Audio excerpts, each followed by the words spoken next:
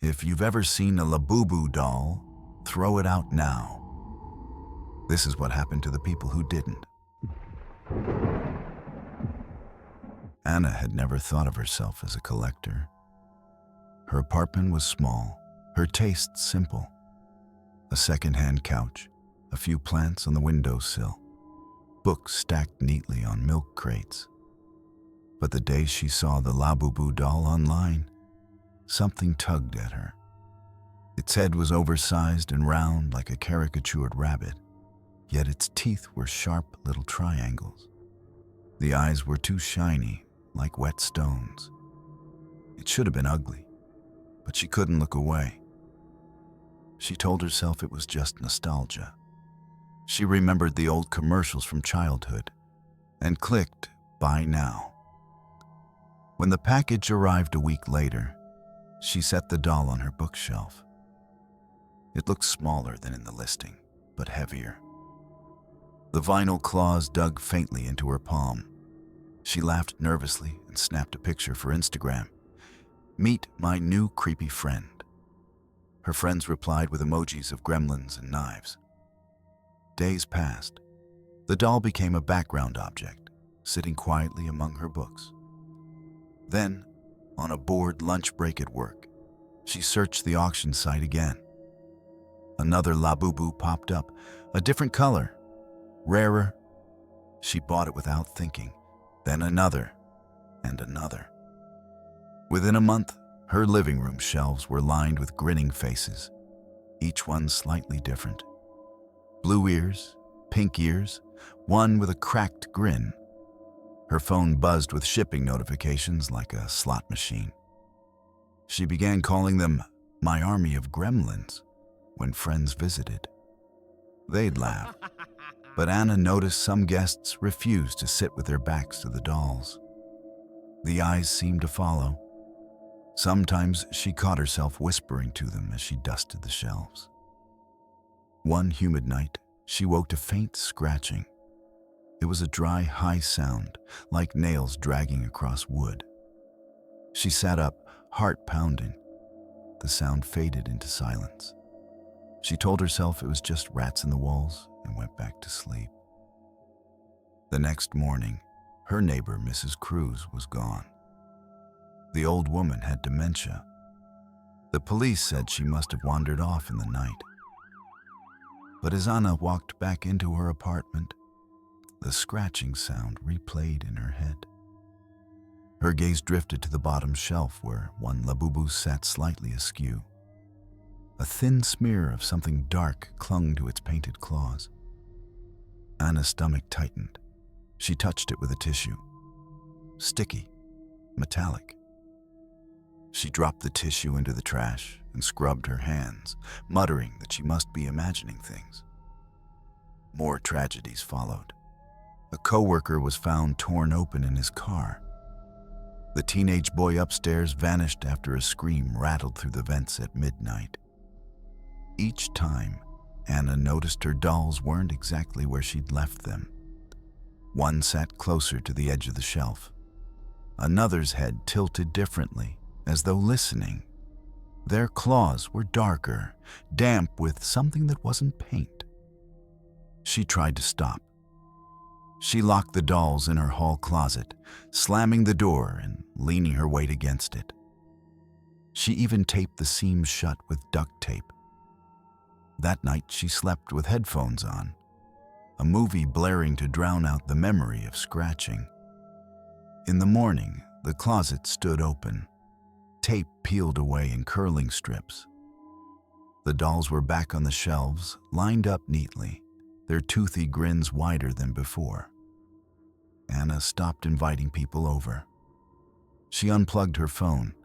She began to dream of small claws scrabbling across her skin. When she woke, her sheets were ripped. One rainy evening, desperate, she grabbed a cardboard box and stuffed the dolls inside. She drove to the river and hurled the box into the current. It bobbed once and vanished. She returned home, feeling sick but relieved. At 3 a.m., she woke to the jingle. Faint at first, then louder. Labubu, Labubu. Her living room was dark, but she could see shapes on the shelf. They were back, dripping wet. She clamped a hand over her mouth and reached for the phone. Deadline. Only static. Terrified, she grabbed the nearest doll and pressed her ear to its head, as though demanding an answer. The plastic felt warm. Too warm. Inside, a soft, childlike hum rose, the tune from the commercial. Her heart froze as the voice shifted, whispering right into her ear. "We're hungry, and you brought us home." Behind her, dozens of tiny claws began clicking against the floorboards, circling her. The smell of copper filled her nose. The last thing she saw was her reflection in their glossy black eyes as they leapt. Days later, a delivery man knocked on Anna's door to drop off another package. The apartment was empty. Only the shelves remained, bare except for a single Labubu doll with a red-stained grin. Kayla had always been resourceful. By day, she worked a low-wage admin job. By night, she scoured thrift stores, flea markets, and online auctions for toys she could flip on eBay. Parents wanted nostalgia, collectors wanted oddities, and Kayla knew how to photograph them so they looked irresistible. That's how, on a cold March evening in Cleveland, Ohio, she ended up at an auction for abandoned storage lockers near the lakefront. The place smelled of damp concrete and motor oil. Water dripped steadily from a hole in the roof, ticking against the floor like a metronome. Kayla tugged her coat tighter and stared at the lot she'd won for a few $100s. A narrow unit at the far end of the corridor. Its padlock snapped off by the auctioneer. When she rolled up the door, stale air drifted out, heavy with dust and old plastic. Inside, stacked head high, were plain brown cartons marked only with faded numbers and shipping labels from Hong Kong. No logos, no mascots. Some of the labels dated back more than a decade. For a reseller's heart, it was a jackpot. She filmed an unboxing for her TikTok. "Look at this, vintage vinyl rabbits," she told her viewers, slicing open the first box. Inside lay rows of sealed plastic bags. The toys inside were cute but unsettling. Rabbits with oversized heads, pointed ears, and tiny triangle teeth. Their eyes were glossy black stones, reflecting the flickering fluorescent light overhead. She recognized them immediately. Labubu, a cult designer toy she had seen on collectors' forums, usually retailing for hundreds of dollars each. Her comments filled with fire emojis. Someone typed, "Those are crazy rare." She grinned. Outside, lake wind rattled the metal walls. Back home, Kayla listed a few of the Labubus online. They sold almost instantly. Over the next few days, more boxes went out, her phone pinging with order confirmations like a slot machine. For the first time in months, she felt ahead of her bills. Then the messages began. One buyer sent a shaky video of their display shelf. The Labubu in the middle had shifted overnight. They swore they hadn't touched it. Another wrote that their dog barked and clawed at the toy whenever it passed. A third, a young mother, said her daughter woke up with shallow scratches on her arms after playing with one. "Your toys are cursed, lol," she added, but attached a photo of the scratches anyway. Kayla laughed it off. Urban legends always spring up around weird toys. She replied politely, offered refunds, blocked the ones who got too insistent. Still, she felt a small chill whenever she packaged another Labubu, sealing its glossy eyes into darkness. Small things started happening at home. She'd lock the spare room where she kept her stock and find the door ajar in the morning. A stack of boxes she was sure she'd left in one corner appeared on the other side of the room. She told herself she was tired, distracted, working too many hours. But the unease crawled up her spine. One night she woke to faint scratching in the hall. It was a dry, high sound, like nails dragging across wood. Heart thudding, she slipped out of bed and flicked on the light. The corridor was empty. The sound stopped. At the threshold of the spare room, she paused. A thin trail of damp footprints, no bigger than a child's, led from under the door to her bed and back again. She stared until her breath came fast and shallow, then forced a laugh that sounded too high. "Rats," she whispered to no one. "Just rats." She stopped selling. She boxed everything back up, taping the lids until her fingers ached, and stacked the cartons by the door. For 2 days she worked, filling her SUV until the suspension sagged. She told her followers she was taking a break from reselling. She didn't mention the scratching. On the third night, she drove back to the same storage yard, headlights slicing through mist. The place was deserted. Her shoes squeaked on wet concrete as she carried the first box down the corridor. The metal doors of the other units loomed like rows of shut mouths. Her phone buzzed in her pocket. She pulled it out without thinking, a new order notification. She blinked. She had deleted the listings, yet the app showed Labubu vintage toy sold, with the buyer's name listed only as unknown. Her stomach turned. The wind whistled through the yard's fence. When she reached her unit and rolled up the door, her breath caught. She had expected an empty locker.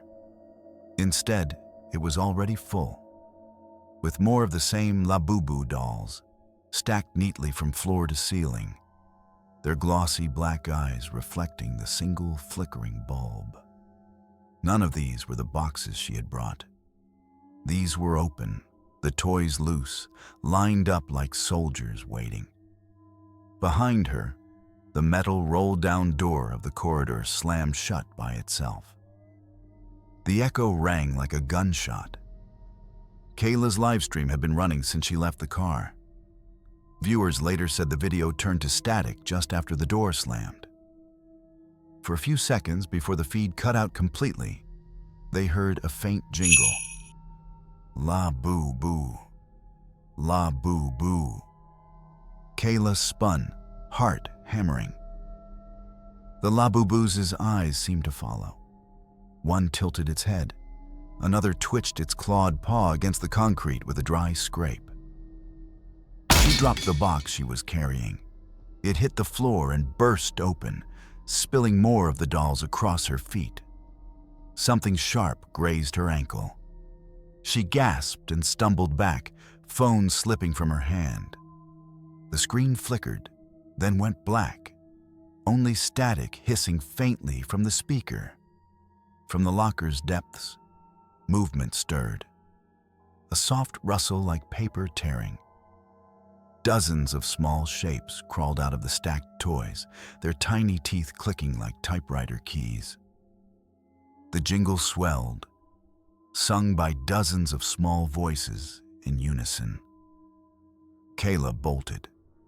She ran down the corridor toward the exit, shoes slapping wet concrete. Her breath came in ragged gasps. The claws pattered after her, a tide of tiny bodies. She slammed into the yard's outer gate and rattled it. Locked. Beyond the fence, the road lay empty under street lights. The singing stopped. Silence stretched. Then, softly, claws began to scrape at the floor behind her, faster and faster. She turned just in time to see the first wave spilling into the open from the corridor, eyes reflecting the sodium light like beads of oil. She snatched up her dropped phone, thumb stabbing at the screen. Dead. No signal. Only static. "Stop!" she shouted, her voice breaking. Stay back! The Labubus swarmed closer, their black eyes unblinking. One climbed the gate as easily as a spider, claws digging into metal. Another darted under her arm. Tiny teeth grazed her hand. She cried out.